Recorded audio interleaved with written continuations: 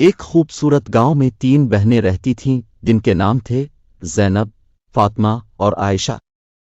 ان کی عمر مختلف تھی لیکن سب میں محبت اور خوشی کا ایک خاص رشتہ تھا۔ زینب سب سے بڑی تھی، فاطمہ درمیانی اور عائشہ سب سے چھوٹی۔ ان کے والدین نے انہیں خوبصورتی اور سلیقے کے ساتھ پالا تھا، لیکن ان کی زندگی میں ایک عجیب و غریب واقعہ پیش آنے والا تھا۔ ایک رات بہنوں نے خواب دیکھا کہ ایک پراسرار خزانہ گاؤں کے قریب جنگل میں دفن ہے۔ خواب میں ایک بوڑھی عورت نے انہیں کہا، اگر تم اس خزانے کو پالو گی تو تمہاری زندگی بدل جائے گی۔ جب صبح ہوئی تو انہوں نے ایک دوسرے سے خواب کی تفصیل بیان کی اور فیصلہ کیا کہ وہ خزانے کی تلاش کے لیے نکلیں گی۔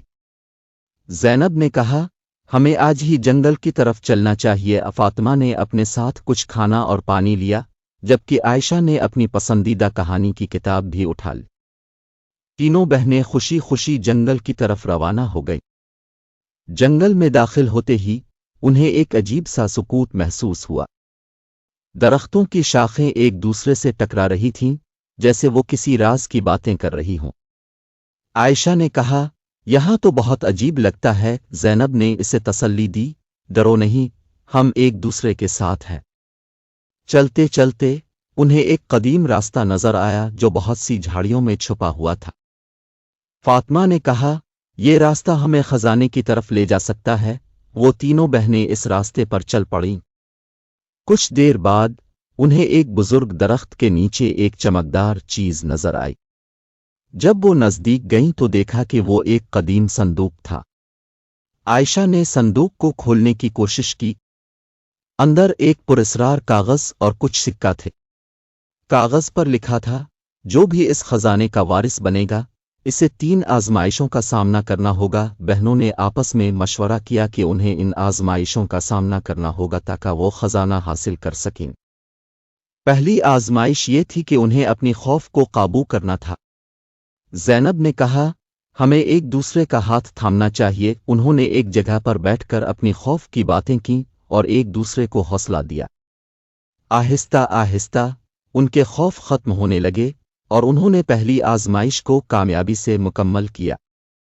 دوسری آزمائش یہ تھی کہ انہیں اپنی محبت کو ثابت کرنا تھا۔ فاطمہ نے کہا، ہمیں ایک دوسرے کے لیے قربانی دینا ہوگی۔ انہوں نے اپنی پسندیدہ چیزیں ایک دوسرے کو دیں، جیسے کھلونے، کتابیں اور کچھ کھانے کی اشیاء۔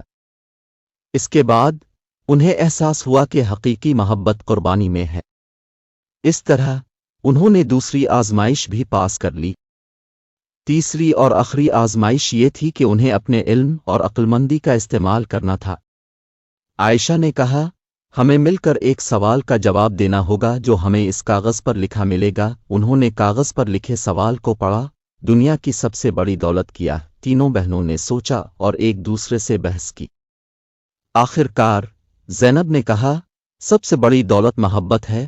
یہ سن کر صندوق نے چمکنا شروع کر دیا اور اس میں سے روشنی نکلی۔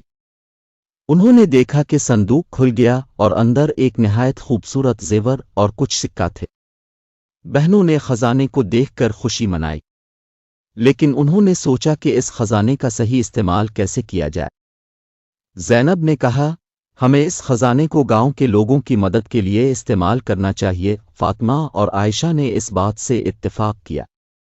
بہنوں نے خزانے کے سکوں سے گاؤں کے لوگوں کے لیے نئے اسکول اور ہسپتال بنوائے۔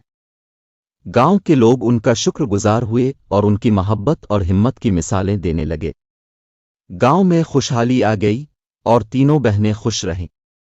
وقت گزرتا گیا اور بہنوں نے اپنی زندگی میں مزید خوشیوں کے لمحے سمیٹے۔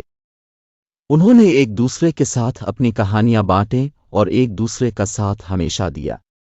ان کا رشتہ اور بھی مضبوط ہوا۔ ایک دن جب وہ باغ میں بیٹھیں تھیں، عائشہ نے کہا، ہماری زندگی کا سب سے بڑا خزانہ تو ایک دوسرے کی محبت ہے۔ زینب اور فاطمہ نے اس بات پر سر ہلایا۔ انہوں نے جان لیا کہ خزانے کی اصل قیمت محبت، قربانی اور ایک دوسرے کی مدد میں ہے۔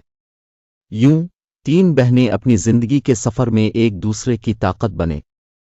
انہوں نے سیکھا کہ زندگی کی سب سے بڑی خوشی ایک دوسرے کے ساتھ رہنے، ایک دوسرے کی مدد کرنے اور ایک دوسرے کے لیے قربانی دینے میں ہے۔